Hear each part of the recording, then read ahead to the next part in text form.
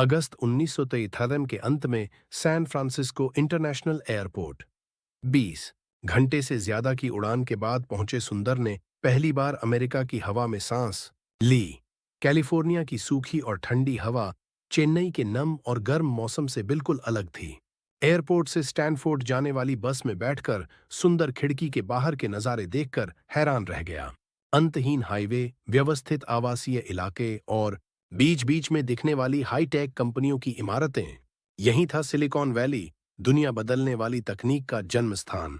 सब कुछ चेन्नई से अलग था। सड़कें भी, इमारतें भी, लोगों के कपड़े भी, यहां तक कि हवा की खुशबू भी अलग लगती थी। सुंदर ने माता पिता को लिखे पहले पत्र में यह बात लिखी थी। स्टैनफोर्ड यूनिवर्सिटी का कैंपस देखकर सुंदर की सांस रुक गई। 8,180 एकड़ में फैला यह कैंपस एक छोटे शहर जैसा था।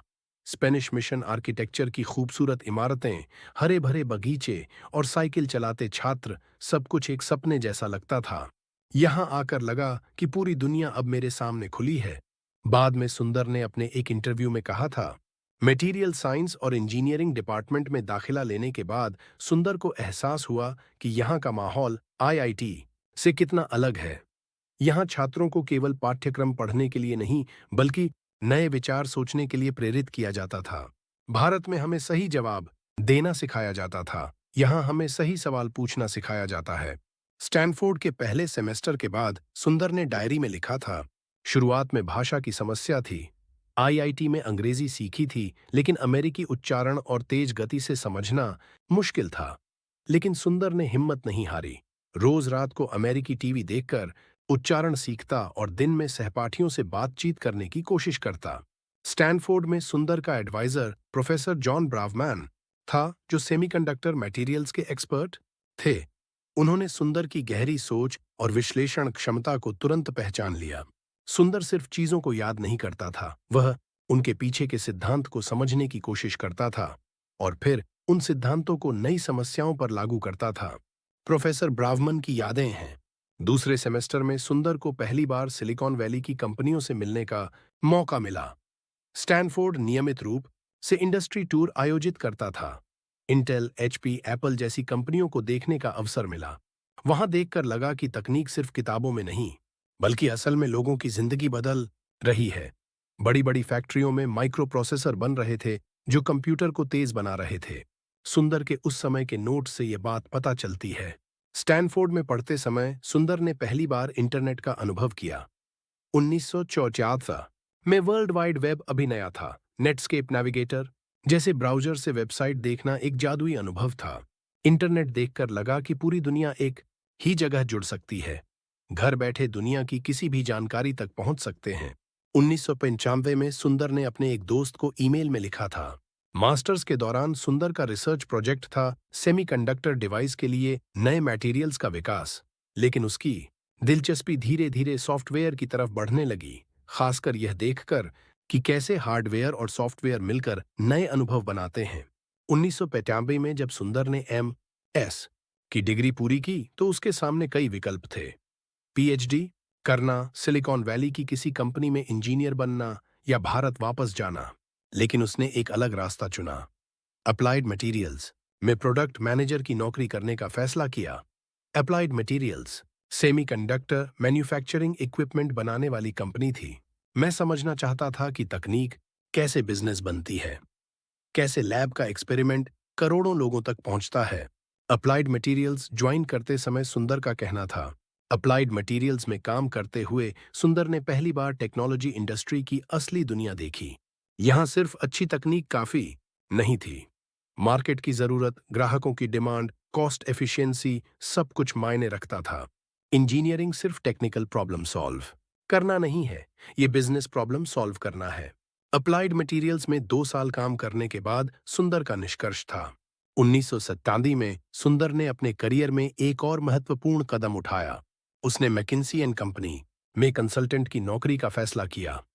मैकिन्जी दुनिया की सबसे प्रतिष्ठित मैनेजमेंट कंसल्टिंग फर्म थी।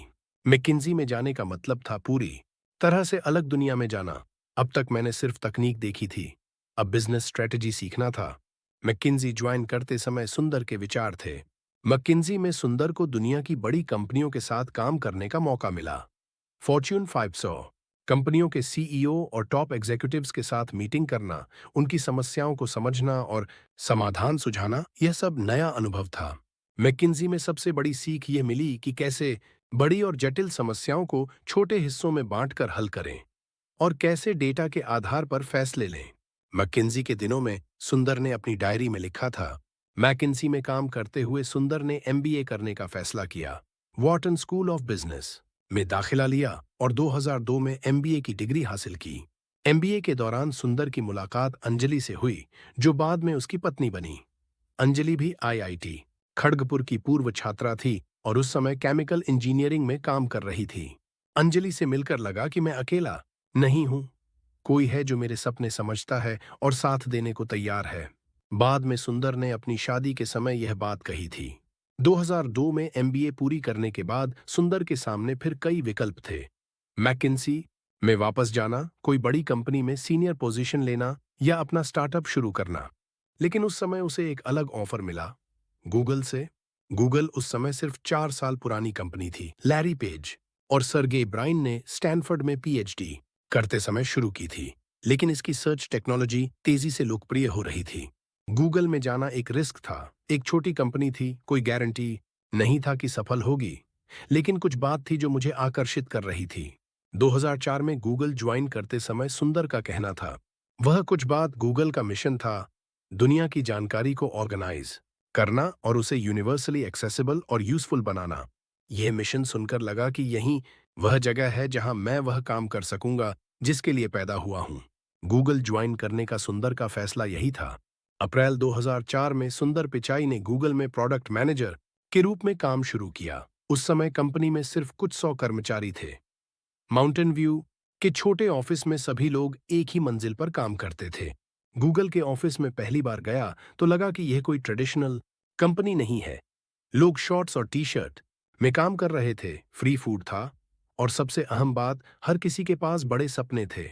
गूगल के शुरुआती दिनों में सुंदर की यादें हैं। सुंदर को गूगल टूलबार का प्रोडक्ट मैनेजर बनाया गया। टूलबार एक छोटा सा सॉफ्टवेयर था जो इंटरनेट एक्सप्लोरर में इंस्टॉल करके गूगल सर्च को आसान बनाता था। उस समय यह छोटा सा प्रोडक्ट लग सकता था, लेकिन सुंदर ने इसमें बड़ी संभावनाएं देखीं। टूलबार के जरिए हम देख रहे थे कि लोग कैसे इंटरनेट इस्तेमाल करते हैं, वे क्या सर्च करते हैं, कौन सी वेबसाइट्स पर जाते हैं। ये सब डेटा बहुत वैल्यूएबल था। टूलबार के काम के दौरान सुंदर का अवलोकन था, लेकिन सुंदर के मन में कुछ और था। वह देख रहा था कि गूगल सिर्फ सर्च इंजन नहीं रह सकता, उसे एक कंप्लीट प्लेटफॉर्म बनना होगा और इसके लिए एक चीज सबसे जरूरी थी, खुद का वेब ब्राउजर।